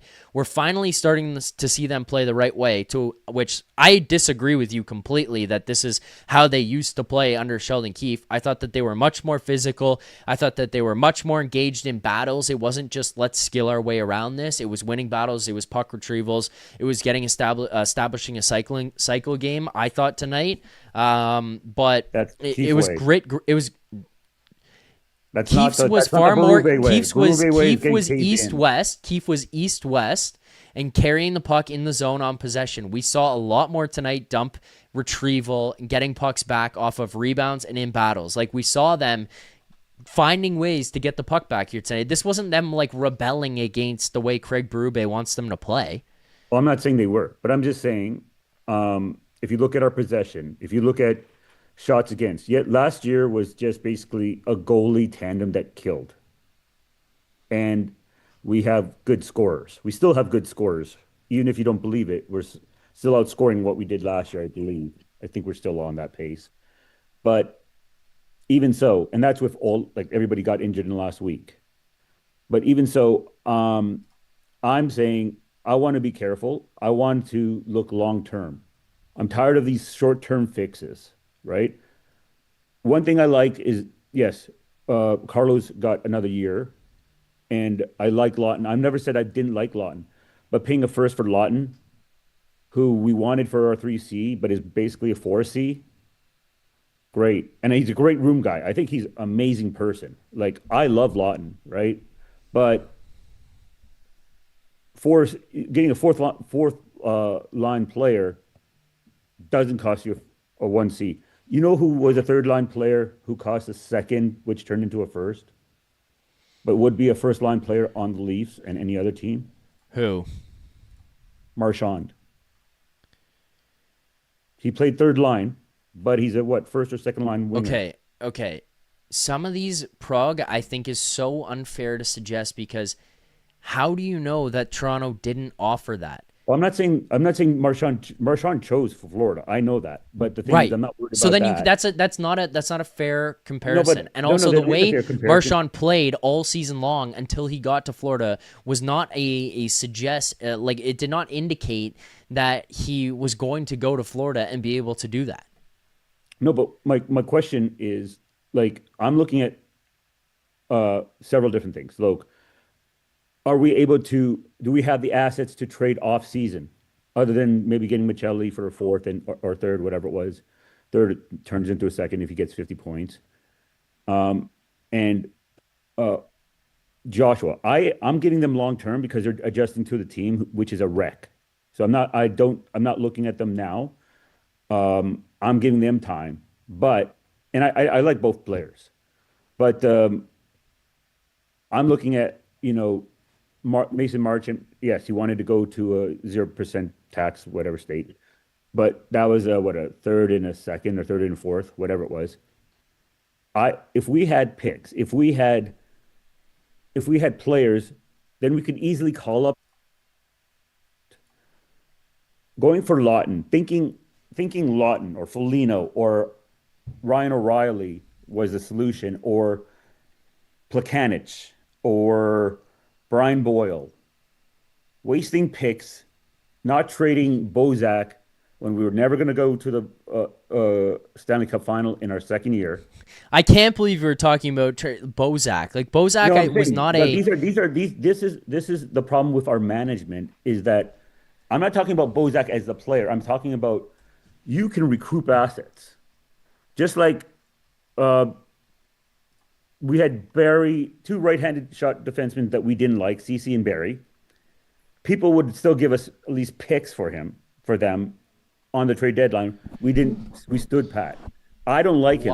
Why would you, Prague? We're talking about every season. The conversation then becomes every season. If you're like, we're not a surefire Stanley Cup contender, trade guys. So like that. That's what you're suggesting. You're saying, here's guys who are on expiring contracts. We're not guaranteed we're going to win the Stanley Cup, so get these guys out of here. Tyson Barrie, they're not handing us the Stanley Cup at game 82, so get out of here. But you're saying, like, why would you? What are you saying? Like, how can you recoup assets on these players unless you trade them at the trade deadline? That's the only time that you can trade these guys. Okay, they left when in second and third year of this era, right? Of the young guys, right? The young guns. But I'm saying, if you had those picks, if you had, like, what the problem is, we need depth, right? Everybody talked about, we need defense. You have depth here now. No. I think you're starting to establish depth here now, though. Okay, how many actual defensemen do we have that you feel comfortable playing in the playoffs? How many of them are over 30? Tanev, McCabe, Morgan Rielly, Brandon Carlo, Oliver Ekman-Larsson. There's at least 5. Okay, 5. Most teams that make it to the conference finals needs 11. 10 to 11. Where did you get that number from? I I read it a few times, different places, but like they even talk about it on No, all those no, no, podcasts. no. You don't need 11 defensemen to get to the conference finals in a playoff run. No, you need to have people who can at least cover if we get injured. We have Tanev, who's 34, 35, 36, I whatever. mean, Prague, we're talking about if the plane goes down on the way to the game. Like, that's what you're talking about. You need those guys available. Like, We're 11 talking about the league. defensemen is 11 defensemen is 10 having. defensemen. Well, we had okay. We've gone through Ozhiganov, we've gone through Zaitsev, we've gone through all these defensemen. We had what's his face, Labushkin twice. We had Shen twice. How many of them are second pair defensemen, first pair defensemen? I want somebody who like Stecher was a great pickup, but like if we don't try the players that we have right now we have Villeneuve and other players that are in the minors, but we never let them play. We trade for all these other players. We need depth that we spend so much money on the health staff, and everybody's always injured. We always lose the most people. Second, for the longest time, and second is we don't ever use our players that we draft. Like we don't even know what we have. So the point is, when I was talking about Carolina, I was not talking about we need to draft those players. I'm saying we need depth. We need our own organizational depth instead of always looking outside. We need to try the players that we have. But how good is Tampa's depth right now? How good is Colorado's organizational depth right now, or Edmonton's, or Dallas? Actually, Dallas probably a bad example because they seem to find these guys. But outside of that, Okay, like so how good are these teams? Vegas, how good is their organizational depth? Because that's what you're talking about. These are teams that you think can win the Stanley Cup each year. Florida, it's not like theirs is unbelievable. They find guys here and there, but again, it's not like it's That's just what a I'm talking constant. about, asset management. But it's not just constant guys Now, that come in here that are year after year after year rolling through young guys that are playing on this team. Edmonton doesn't have those guys right now. Dallas, sure they have them. Colorado, they built that up because they were fucking awful and picking early. Okay, I want to ask you, when was the last time the Leafs went to the Stanley Cup final? Colorado won. Tampa won. Florida won. They threw out picks on the hope, and they went after players. They gave up Huberdeau and Uyghur. I would love Uyghur. That's the only player I would want on Calgary because he's incredible. He's actually a top pairing defenseman. But the thing is, my point is, if we throw away picks for nothing, if we don't recoup picks for players we have, even if we like, if you don't think we're good enough to trade for, let's say after we lose to a Zamboni driver, then trade those assets to at least get something in the return. Because like what assets though? Like you're saying, like lose a game in the middle of the season to Carolina that year, and you're like, well, we got to trade Tyson Barrie now because we need assets. It was like a week before everything shut down. It was in like January. It was like February, whatever. It doesn't matter. It doesn't matter. Like they never felt that year we were going to win. So we're like, okay, but then we don't know what's going to happen. I'm saying try to recoup assets. I'm pretty sure that the year Tyson Barrie was here, Prague, was like again, we're talking about fucking Tyson Barrie, but like I'm pretty sure the year he was here was the year that they won the North Division. Like those are the years that they lost to the Montreal Canadiens in the first round and lost to Columbus. Like those weren't like, oh, they can't win. Those were genuinely believing you could win and you had a path through. You just had embarrassing flameouts.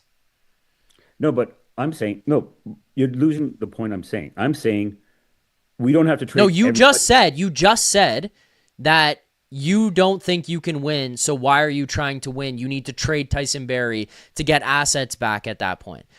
My counterpoint is that you did think you could win. Rightly or wrongly, you thought you could win. And it wasn't just the people inside the Leafs room and like every other analyst sitting around being like, they fucking suck. I don't know what they're doing. It was like everybody being like, wow, Auston Matthews is winning the Hart Trophy, the Rocket Trophy. Mitch Marner, William Nylander, John Tavares are putting up 30, 40 goals. 80 points, like in shortened season. Like they're lighting it up out there. You're leading your division. You've been a juggernaut all season long. You're getting goaltending out of Freddie Anderson and Jack Campbell. Like, again, we're talking about like the fucking pandemic at this point. But my counterpoint to you is just like, it's so absurd of an argument to be looking at like those seasons and being like, we couldn't think that we could win the Stanley Cup. So like, time to unload. And like you're playing in a very dangerous game with that as well, because what you end up starting to do is just looking around and being like, if you don't trade and add players to your team, it sends a message to your players and the guys in that room, we don't believe in you. Whether you want to admit that or not, it does tell them that. There's clear differences where like, if you're the New York Islanders right now and Darsh goes to them and says, like, we're not going to add at this deadline, it probably makes sense because they're like, we get it. We're going in for the first time. If 3 years from now they're making the playoffs for the third straight time and Darsh goes in there and he's like, we're not going to trade, then it's like, what the fuck? You don't think we're good enough. And like, that's when it's a problem, which is the same situation you're referring to as what would have happened in Toronto. Then the opposite is if you're in first place in your division, second place in your division, and the trade deadline comes around and they're like, well, doesn't seem like we're a fucking juggernaut this year. Like, we're going to start shipping guys out. Like, what kind of messaging is this sending? And I get it. Like, I'm on the same page of, like, it didn't work. But, like, my opinion was trading a guy like Marner in the summer or moving on from a piece like that in the summer, a Morgan Rielly in the summer, not getting rid of expiring assets at a trade deadline because you're like, well, we're in second. We're not sure if we're going to win the Stanley Cup. Like, that's where I'm at. Like, it just, like, that's the argument against this of, like, that I can't possibly begin to agree with you or understand where it is that you're coming from on this. Like, like you got to try. You have to try to do this. Okay. First season, we traded for Plekanec, spent a second in the fourth, I think. It was at least a why second. are we looking back 10 years, Prague? Let me speak, man. Let me speak. So we traded that. Next year, we went for Brian Boyle. Great. He got injured, blah, blah, blah. The next year, Bozak and JVR leave. Fine. Maybe, but the thing is, in 2019-20, right before the pandemic actually shut everything down, the trade deadline, we traded for nobody. Why? Kyle Dubas said he doesn't believe in us, basically. That's literally what he said. So if you don't believe in the team, start trading. But my whole point overall is we've listened to all these talking heads on TV, on whoever, saying trade Kadri, he's always getting suspended, when they don't think long term. We don't think long term. We have 3 picks this coming season. We have 4 picks in the next season. And we have, how many players can we bring up? How many players are we even trying to bring up?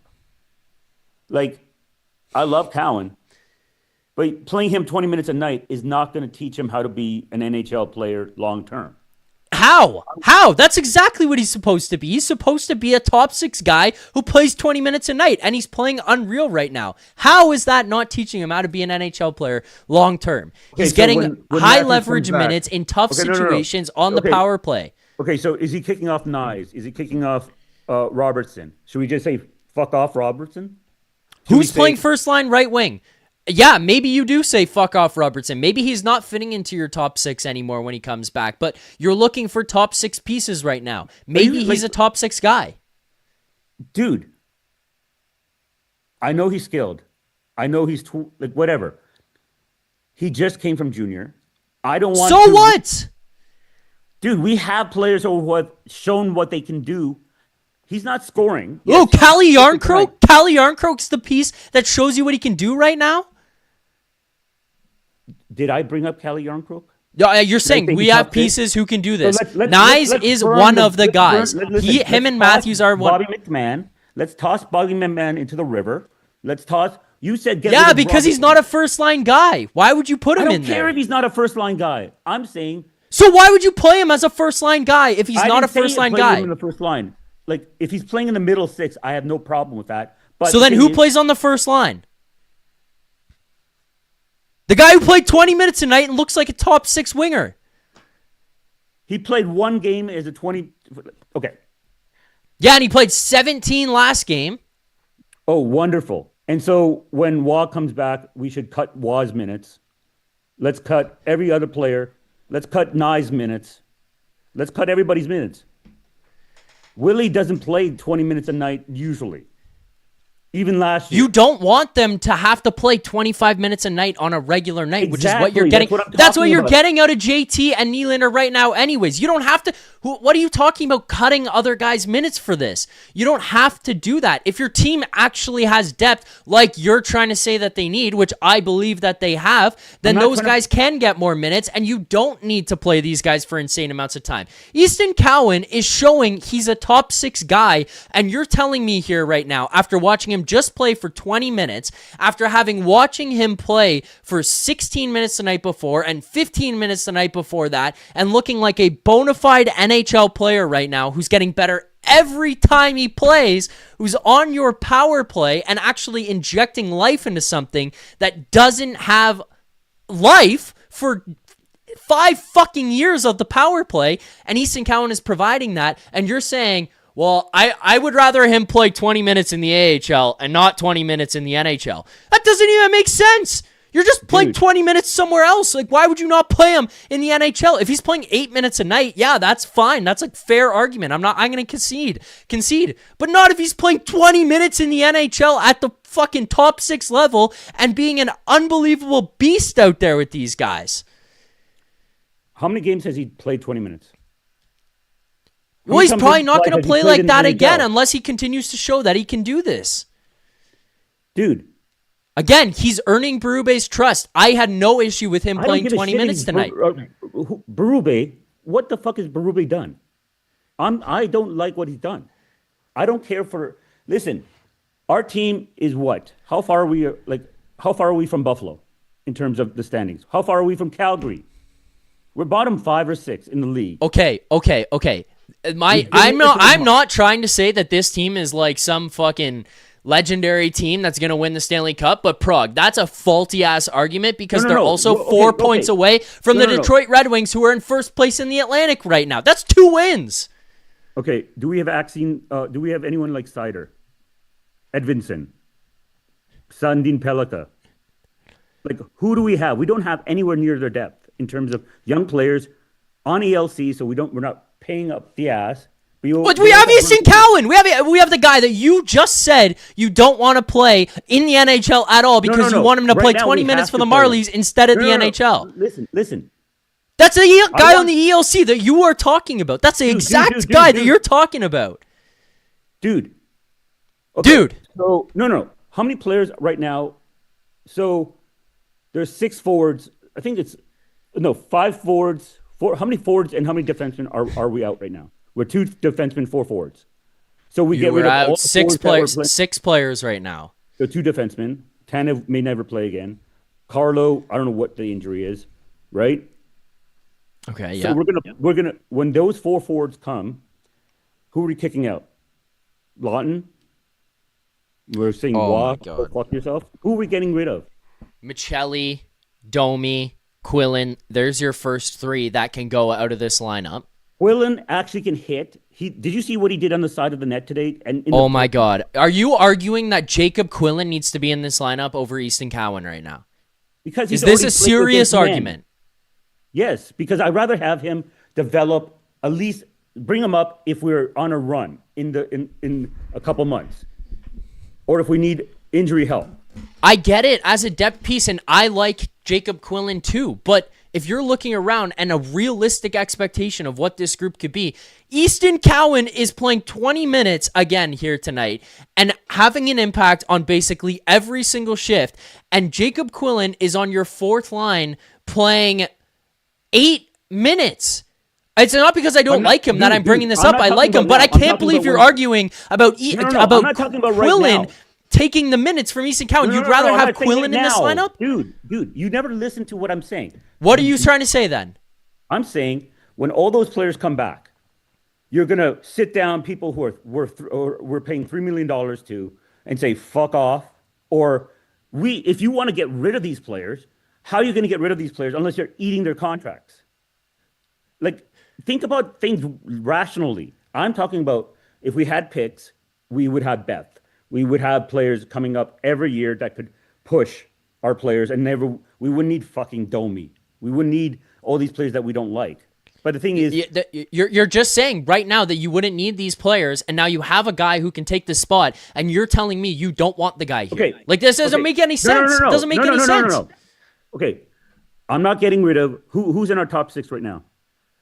Are you getting? I'm not getting rid of Robertson. He just fucking showed. He spent 5 years He spent 5 years busting his ass to get in. He finally got a chance in the top 6. Otherwise, he had Kampf as his main center. So I'd rather if you don't show respect to the people who have been there, who are busting their ass, and he is talented. But the thing is, now you're going to say, oh, just let him play, be whatever. He busted his ass, even though, and everybody was doubting him. Like, this attitude is like, I'm saying, when we need him, I'm not saying we don't bring him up like after the trade deadline. We don't, if we're on a run or doing whatever, or even before the trade deadline. I'm saying when we get 4 players back, let's say it happens in 2 weeks or a month, whatever. I'm not going to get rid of, I'm not demoting Robertson out of the top 6. Well, he got demoted here essentially tonight. Their line played 15 minutes, and you just watched Laughton, Lorenz, Yarncroke, and Cowan take their minutes. We just watched that right in front of our eyes. But okay. So one thing I was saying, I already talked about, was depth and making sure we don't waste our picks on garbage. Okay. Also, hold on. I think you're also just making up scenarios of things are like where you're like, well, you're bumping this guy out of the top 6. Like, why can't Nick Robertson play on a line with William Nylander and John Tavares and be your second line? Why can't he play on your first line with Auston Matthews and Matthew Knies? Why can't Easton Cowan play on the second line with John Tavares and Nylander, or play on the first line with Matthews and Knies? Like, why not? Okay. Let's. You're talking about guys in ELCs and being young, cheap contracts that can fit into this lineup, and then those are pieces that you have, and then you're just being like, no, I don't want that guy. Okay. Think about this logically. Do you want Domi long-term on this team? Probably not, no. So instead of upping his value, maximizing his value, and then dumping him off in some sort of trade for something that might be useful for us. Dude, every time you put him on the ice, his value goes down right now. Every time he fucking skates. You don't play him at center. That's how stupid Berube is. Berube is so stupid. Who else are they playing at center right now, dude? They don't have anyone else to play at center. He's forced into that spot. Who else is playing center for you right now? You're missing Auston Matthews. You're missing Nick Waugh, who are 2 of your centers right now. You were missing Laughton. That's 3. He had to play in that spot. You got Quillan, who's here, who comes up as center depth. You just move people around. I don't want, like, here's several problems with this. Domi is not a center. He's not good on draws. Yarncroke has taken draws. He used to play center at times on Nashville. Willie is a natural center. He plays center a lot when he's playing for his country. Sometimes mostly wing, but he can play. He does well on draws. I don't give a shit. I don't want him at. I rather showcase the players. Yes, I'm with you, but there's no showcasing this guy, man. There's no showcasing this guy. You're saying he's not an NHL. He is an NHL player. He's horrible. I'm not saying he's not an NHL player. I'm saying he's not a valuable piece at $4 million coming in and hitting your cap at that when he's got to play in your bottom 6. It just doesn't work. That's the whole bloody point. I'm saying, okay, did he play? What are you talking about? He's not at that contract valuable to play in your bottom 6. He can't play in your top 6, so he's got to play in your bottom 6 because he doesn't fit in the top 6. Who did Matthews play with in the playoffs? Was it Bertuzzi and Domi? And how did they do? They crushed their competition. So I would put Domi beside Matthews. Why? Because he can pass. And then you got Knies and tried this over the last couple of years again, and it just is not stuck. It's not stuck. Dude, it's just like putting Nylander at center. When did they? Who is better? Who is better? Easton Cowan or Max Domi? That's not my fucking point. I'm saying who is better? Get rid of Domi. You want to keep him for? Do you think Domi is better than Easton Cowan? No. Okay, so then reading. What are you like? I'm saying to you why? Because you showcase Domi. You showcase Domi that he can pass. Dude, do you not think that people have enough information on Max Domi, who's been in the NHL for like 14 years? Like, they know what he is. They know who he is. Everybody's looking at the salary cap and being like, we're not taking that. Dude, we gave up a first, a fourth, and Minton for Brandon Carlo. If anybody, like, there's always GMs who take players, right? I'm not saying they won't take the player. I'm saying it's irrelevant to be like trotting this guy out on your top 6 right wing because you want to showcase the guy. Dude, we know who you don't know. Like, dude, you probably would say, don't. Robertson's a bottom 6 player. He's not good enough to play top 6 because you never played him in top 6 minutes. You barely play. You play him for one game. Maybe 5 minutes. No, it's because he played in the top 6 and had zero consistency when he played in the top 6. He admitted himself he changed his style.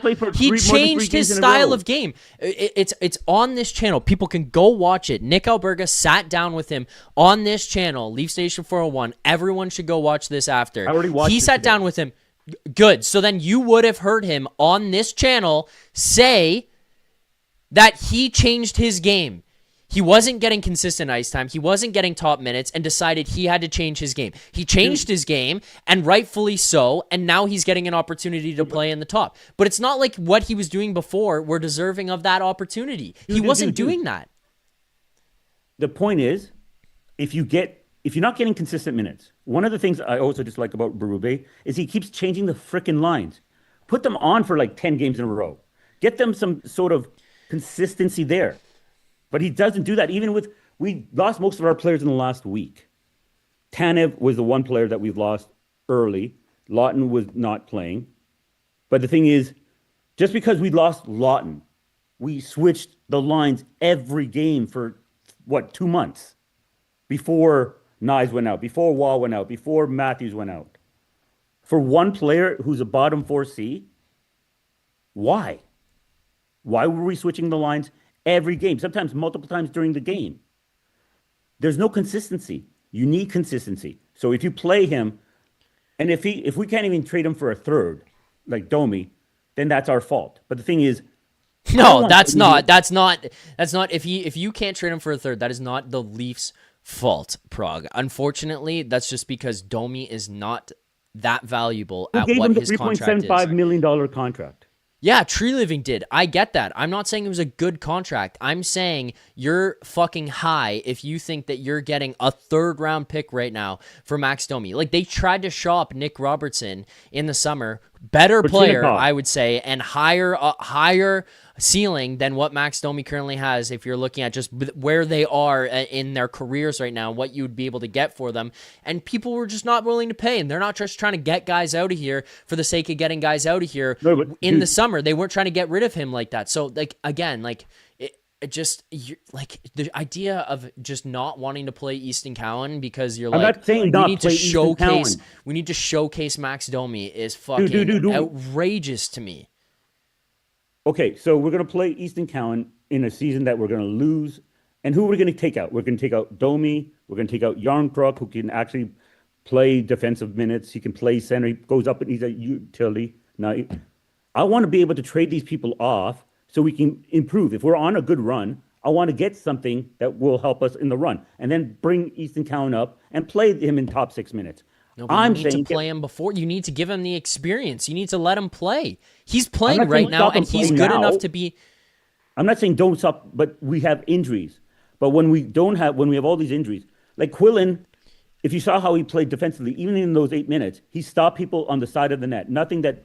I'm tired of Morgan. Prague, this is the last thing, and then I'm getting you out of here, and we got to wrap this up. But yeah. I'll tell you this: if you were the coach, and all these guys came back healthy, and you took Easton Cowan out of the lineup because he was healthy, I would be at your fucking door with pitchforks and a parade of 10 million people behind me, because that would be the most idiotic decision you could possibly make if you're taking him out of this lineup when people come back and are healthy and ready to join. I'm sorry, it's just that's a ridiculous ridiculous take.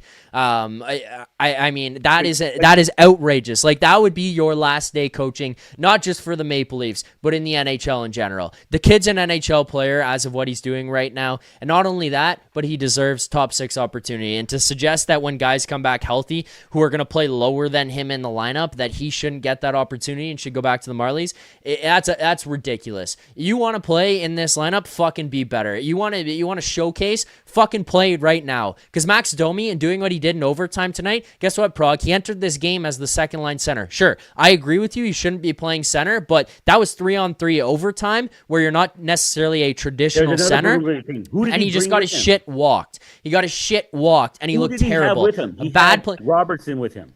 Why would he put Robertson's the guy you just spent all this time fucking pumping up. He's a top 6 guy. Dude, I said Robertson should be in our top 6. He shows he can do it. And he's changed his game. He's done everything he can to bust his ass. But Nick Robertson was not the reason that happened there. That was a Max Domi issue, Prague. That was him doing that. Yes, it was a Max Domi issue, but if we had someone who had at least some defensive responsibility with him, somebody who, like Lorenz or somebody who's fast enough to do that, big enough to... So Lorenz was going to make him not turn over the puck. No. And not make that bad decision. But the thing is, like, you also just said that Berube should have had somebody with him who was at least have some defensive speed. You also need size. It's not changing that goal, though. I just think he shouldn't have been out there in the first place. And it was a bad combination of guys that were out there. But that goal was Max Domi's fault. Oh, yeah, it's definitely Max Domi's fault. But, like, I'm saying, like, you don't put... If you look at Columbus, most of their players are minimum 6 feet, 6'1", usually. A lot of them are 6'3", 6'5". Like Marchenko and all, like, they're beasts. You don't put the 2 smallest players you have together, especially one that is Domi. Yes, he's fast, but he's not great defensively. And you put him with somebody like that. I'm saying... I want to make sure that I didn't want Domi out there just like, I understand he's skilled and he can do all that stuff, but like, you need somebody who can help him out defensively. I don't know who the defenseman was. Well, if you're trying to get his value up, you're going to have to pray that Auston Matthews scores 40 goals coming from primary assists off of Max Domi's stick when he comes back, because like the value that would have to go up on this guy, he would have to perform a fucking miracle for it to start to go up. You have to have consistency in the lineup too. That's the point. I'm not saying he's not a top 6 guy. You can't play him in the top 6, and his contract is not good, and everybody in the league knows that. Like, it's going to take a lot to get him out of here. But the point is, who cares? Like, the whole point is you got to try to let kids get up into the lineup, as you've just said, pushing through and not having these players. So now you have one here. Why would you let that stop you? He's coming through. He's here to be able to make it push through and play in your top 6 on his ELC. Let him play. He's fucking blossoming in front of our eyes. Why not let him into your top 6? I just, again, like, I know right now he's injured and you're saying, yeah, let him play, but I still think when these guys come back, he has to be in your lineup. He just has to be. He has to be. There's other guys who can come out before him. And again, yeah, they were bad decisions prior to, but I'm talking about Cal Yarncroaks. I'm talking about Max Domi. Maybe it's a Bobby McMahon. Maybe it's Dakota Joshua. Maybe you have to find ways to move on from some of these guys. Maybe it's guys like Phil Myers and Dakota Mermis that you've got to move from. I don't fucking know. But you got to find other people that are going to move, because he has to be here. And to be honest with you, I think it's a good problem to have. And I think an outrageous way to approach it would be, well, actually, this is going to be tough to do, so we got to keep these guys so that Easton Cowan can go play in the Marlies. He's a top 6 guy in the NHL as of right now, and he deserves that opportunity. So, okay, so yeah. Okay, how has he proved he's a top 6 guy? He played 2 games, or whatever, 10 games. He looked really good before he went down as well. He's gotten better every time he's played. Dude, he was playing with when in preseason he was playing 10 minutes with Laughton and Lorenz, and then he played a few. They were playing far more than that, but sure. But whatever, he was playing the bottom line, like, because Laughton's the 4C, Lorenz is the 4 left wing, whatever. I don't like when the competition gets tougher. Yes, he's a great player. I said if we can get. I want to move on from players that don't fit. And the only way to do that is to showcase them, even if you don't like it, and also have consistent lines when we can. That's a fantasy land. I think that's fantasy land to be like, well, we need to showcase this guy so that we can make a trade for him. Like, well, okay, then what are you going to do? You're just going to what? What are you going to do? Just lose more assets? There's nothing that you can do. There's nothing that you can do, Prague. Have you tried it, man? Have they even tried it? Yes. Everybody knows they're trying to move these guys. Everybody knows. They're trying to move these guys. They're not even playing them consistency on a line. They're putting Domi in center. God. They're not. All right. That's enough for tonight, Prague. Yeah, I appreciate the man. call. It's just what do you mean? Don't want to try it. Don't want to try it. Don't want to try it. Why not try it? Try it for 20 games. What are we to lose? Because we don't. What are you even talking about though? What is a showcase? Like, what is a showcase? Well, you want Max Domi to play 20 minutes a night? You're gonna lose every fucking game. No, I don't. Dude, why do you think Auston plays 20 minutes a night? Because Auston plays power play 1 and PK, right? Domi, I don't want on power play 1, and I definitely want on. I definitely doesn't want on PK. So the point is, he's going to play 15 minutes. Who cares? Or 14 minutes. You don't even have to play him that much, but you just have to show him he can pass, he can play, he's skilled, he's fast. Everybody knows he's defensive nightmare. But the thing is, if you have him with Matthews. So everybody knows he's a defensive nightmare. Everybody knows his contract is bad, but we're showcasing him somehow. Oh, dude. No. Okay. $3.75 million is not a bad contract. Yes, it is. For what he gives you, it's bad. Pre-pandemic ideas. Because they're not a bad contract. Next year, people are going to have $20 million with nobody to spend it on. He's a bottom 6 forward who provides you net negative defensively and doesn't provide that much offensively. It's a bad contract. Pre-pandemic, post-pandemic, in the pandemic, I don't give a fuck. It's a bad contract. Dude, I'm saying there's no showcasing this guy, and the whole conversation that we're having here is regarding Easton Cowan and whether or not he's playing. Dude, if those guys didn't go down and he was playing, Cowan was playing 8 minutes, 10 minutes a night, you would want to still keep him up. No, if he's playing eight minutes a night, I don't want him here with this team. He's not going to play that anymore. That's what he was doing before. Good. He was playing like 10 minutes a night. Yeah, when he was playing 8 minutes a night, he went down to the Marlies. Then they brought him back up, and he started playing 10, 12, 15. He's earning more ice time and getting more trust from the coach. He's playing in higher leverage situations. He's learning to be a pro. He's learning to be a top 6 guy. That's it. Prague, that's all for tonight. Yeah, anyways. All right, there you go. There you go. There's Prague. I can't believe that we're talking about Easton Cowan going down so that he can keep Max Domi and Bobby McMahon here. We got a couple more things to get to for the first to close things out. So let's start with our best bet. Our best bet segment is a presentation of Bet365.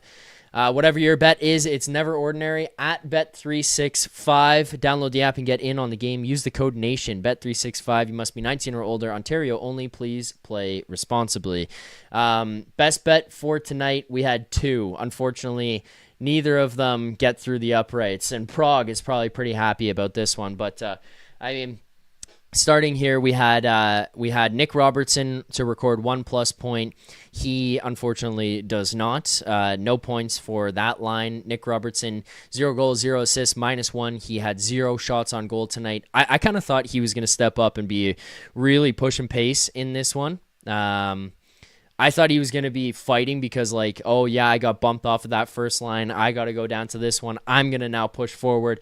I'm going to show you why I deserve to be here. I thought the team played better, and I thought that he played fine. The offense just never came, so we lose a half unit on that one. This is going to be the first time that we're dropping down right close to the start, but we lose half unit there.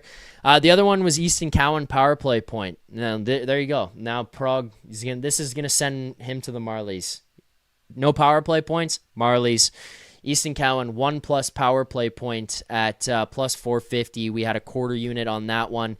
That loses. So that brings our total on the season a profit right now of $5 on the season. $5 on the season.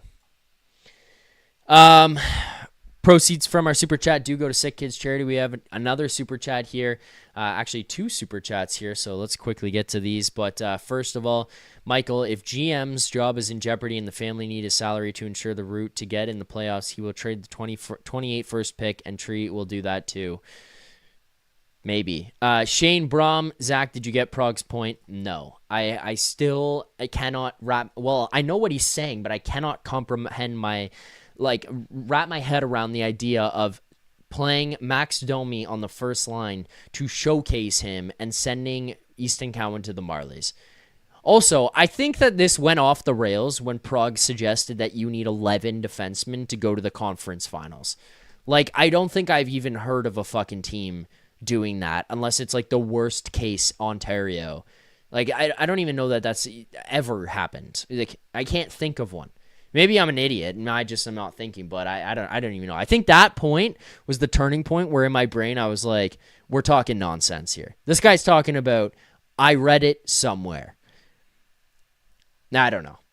I read some shit too, but I don't think I've ever read anything like that. Prague should do after a game commentary for the Marlies. Final segment here on the show tonight. Crave the Stats. Crave the Stats is a presentation of Uber Eats. Again, thanks to our friends at Uber Eats. Always save my ass, especially when it gets closer and closer to game time. Finishing up the day, realizing, oh no, the Leafs game's about to start. I got to sit down. Can't be scrambling around in the kitchen.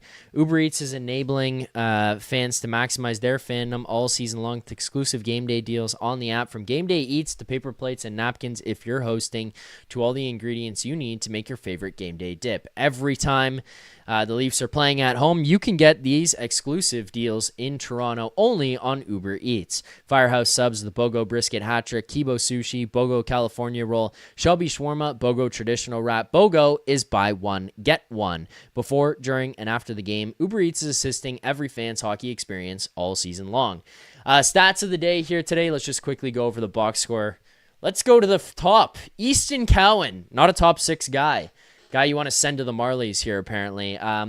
Easton Cowan, 1 assist. He's a +2. He has 4 shots on goal, 2 hits, 2 block shots tonight.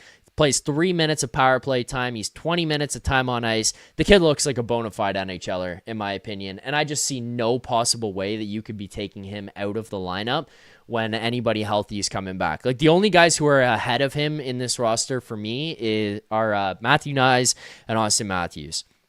To which point, I probably look at Easton Cowan and say, you play with them. Nick Robertson, I agree. I'm there. I like him. I like what he brings. Play him with John Tavares and William Nylander if we love him that much. And if not, find a spot in that middle 6. And if it's not on the second line and maybe you're going to bounce around a little bit, then maybe it's on the third line. Maybe you play him in a spot there. But I don't know. Like, I just look at what you have in that top and knowing who's coming back. Easton Cowan, like a good box score, but also just solid eye test here tonight from Easton Cowan. I thought the guy was fucking awesome. Like, I thought he was making plays. I thought he brought energy. I thought he was physical. I thought he was engaged. I thought he was in battles. Like, I thought he looked good. Looking elsewhere in this lineup, Scott Laughton, 4 shots on goal. He has a blocked shot. He has 2 hits in this one. Finishes the night, 29 shifts played, and that would be for 17 minutes and 22 seconds of time on ice. Just kind of funny. You look at Easton Cowan, he played 21 shifts for 20 minutes, but I think some of that comes from power play. Scott Laughton also had a great night tonight. Hopefully he can continue to build off of that and carry that over into the next game, but thought Prague was kind of out to lunch when it came to what Laughton and Cowan were bringing tonight, so I wanted to highlight those. So those are guys that I thought were awesome. Thank you to everyone who called into the show. Final segments here that I want to get to. I think I'm going to give play of the game quickly here. Play of the game is automatically going to the Cowan pass to John Tavares for that goal. Cowan was fucking amazing, even though some people want him going to the Marlies. And then finally, our grade of the game. Let's see what you guys have in the chat. Fire those things off. My grade, I think I'm at like a B in this one. Maybe potentially a B+. They kind of fell off a little bit and gave up some more dangerous chances to the Columbus Blue Jackets later on. But, I mean, I look at the expected goals in this one. The Maple Leafs finished tonight with, and this is according to Evolving Hockey, the Maple Leafs finished this one with 3.5 expected goals for. The Columbus Blue Jackets finished with 3.95. A lot of it, the Leafs were leading in the night, and then I think a lot of it came from the third period where Columbus started to kind of put on a push a little bit, especially in that second period push that they had for about like 5-6 minutes straight.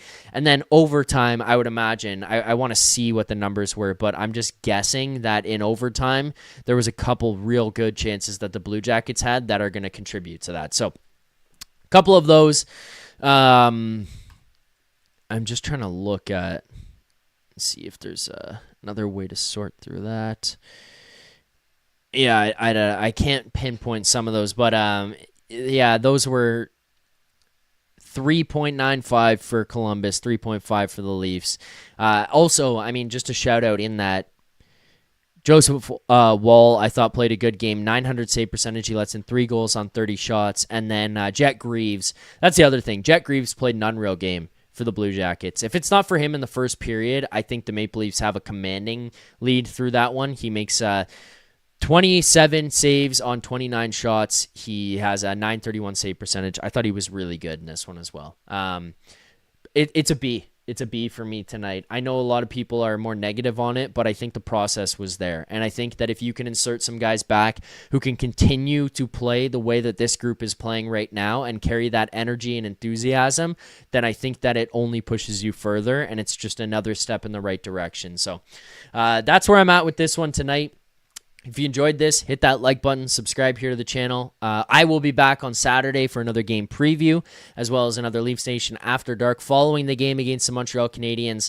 Nick and Rosie are back here tomorrow morning, 11 a.m. Eastern Time, for another edition of Leafs Morning Take. Thank you, all of you who watched, subscribed, liked, commented, all that good stuff. I'll see you guys on Saturday. Until then, keep believing. For more content just like this, including game previews, post-game live shows, Leafs Morning Take, Monday through Friday with Nick Alberga and Jay Rosehill with special guests, as well as instant reaction videos. Make sure to be subscribed here to the Leafs Nation YouTube channel. Turn on notifications so you don't miss anything, and drop a like.